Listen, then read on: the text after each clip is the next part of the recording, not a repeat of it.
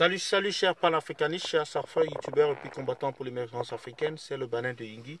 Alors je suis à vous ce soir pour parler de la plainte qui a été déposée contre le commissaire divisionnaire Essogo Raymond et le colonel Abina Ahanda François. C'est une plainte qui a été déposée par le MRC qui est relative à la séquestration, l'arrestation de ses membres. Cette arrestation a eu lieu en date du 27 octobre 2018 à Douala. Vous vous souvenez de cette manifestation? Je vais vous lire d'ailleurs ce que écrivait notre confrère Boris Berthold. Le MRC porte plainte contre le commissaire divisionnaire Essogo Raymond et le colonel Abina Ahanda François.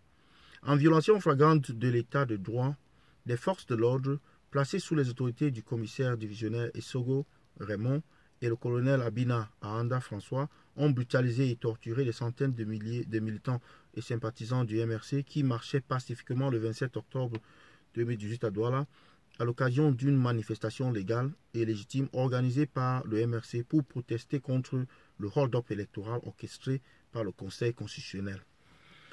C'est Boris Berthold. Donc vous voyez, il s'agit là de la manifestation pour laquelle d'ailleurs les membres du MRC ont été acquittés simplement et relaxés.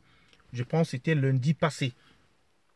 Parmi lesquels notre célébrissime avocat, Maître Ndoki.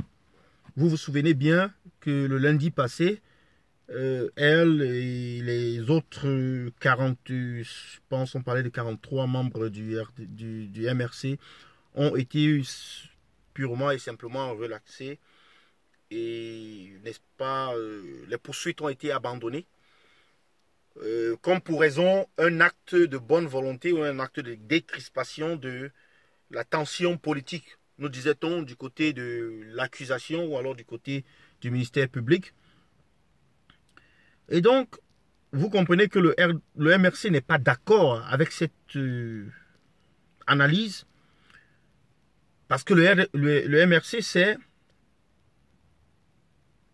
que l'abandon n'était pas dû au fait que il y avait une bonne volonté quelque part, mais elle était due au fait qu'il n'y avait pas d'issue.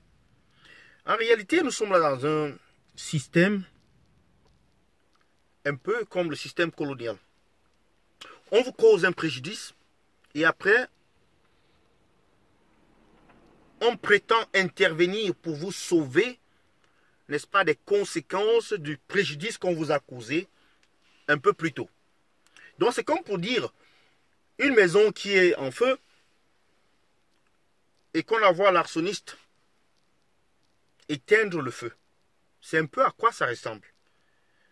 C'est la même chose que nous vivons depuis 36 ans. On vous appauvrit suffisamment pour vous donner de la sardine et que vous applaudissez. Ou alors pour vous donner une bouteille de 33 pour que vous applaudissez. Ou alors pour vous donner 2000 francs pour venir dans une manifestation et vous applaudissez. Lorsqu'on ouvre une école, quelque part, comme dernièrement on a donné un véhicule au sous-préfet, je ne sais pas, d'Abomban, quelque part à l'ouest, et les gens se sont mis à célébrer comme si ils avaient vu le Christ. Alors que ce qui se passe n'est qu'une chose normale. On voit des gens qui sont pratiquement en fête parce qu'ils ont reçu leur salaire. Non, mais parce que on vit dans un système où même recevoir le salaire, c'est comme faire un cadeau à quelqu'un. On vit dans un système où des salariés qui réclament leurs arriérés de salaire, comme à la poste, commencent d'abord par féliciter le président pour sa réélection avant de le supplier pour qu'il écoute leur doléance. Alors que c'est lui qui est leur gourou.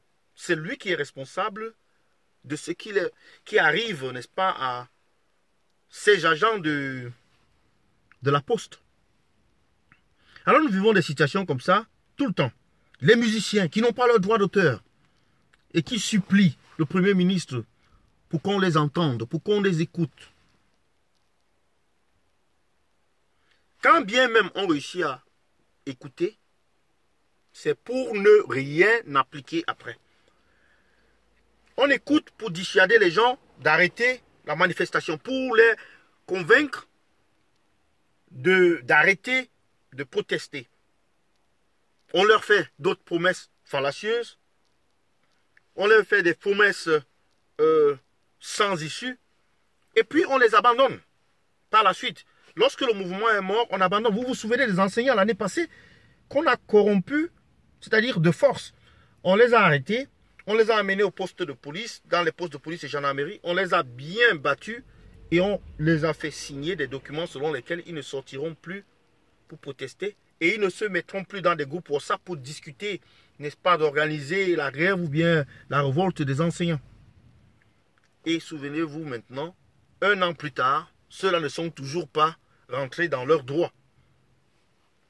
C'est l'état dans lequel on vit. Où, n'est-ce pas, la loi n'est loi que lorsque le RDPC y trouve son compte. Mais lorsque les sardinats n'y trouvent pas leur compte, la loi ne sert à rien.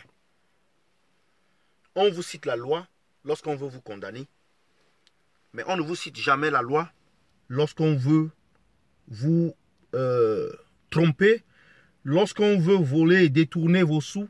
On ne vous cite pas la loi. Lorsqu'on veut voler vos élections, on ne vous cite pas la loi. Lorsque les observateurs se font tabasser, on ne vous cite pas la loi lorsqu'on fait un hold-up électoral. C'est le Cameroun, allons seulement.